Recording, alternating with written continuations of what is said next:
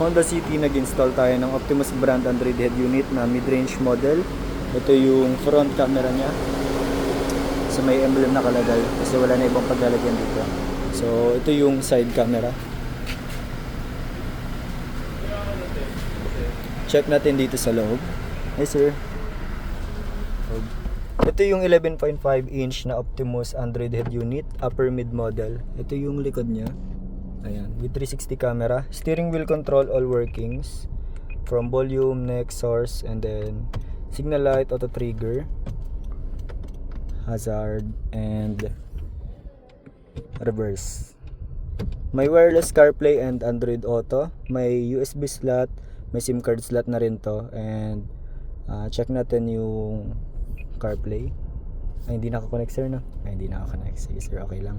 And then sa DSP settings na ito, same as regular Android pero 5.1 na to. Equalizer, flat, fader and balance, DTS, phantom center, circle, and then crossover, tapos may time alignment. And then application na meron sa head unit, merong Waze, Netflix, TikTok. Ayan, nagko-connect si sir ng CarPlay. Automatic na yun magkoconnect. Once na connected yung device mo, on mo lang yung Bluetooth ng device, automatic na yun magkoconnect. Then ito yung interface ng CarPlay. Ayan. Ito yung pinaka home, and then yung application na adapt ng unit. Ayan. Exit lang natin. And then may cooling fan control, may cooling fan din pala ito, hindi to prone sa overheating. So, hindi natin problema yung overheat or kung umiinit yung unit kasi may cooling fan siya sa likod. Tapos, check natin yung isang application. On ko lang yung wifi sir ha. Ayan.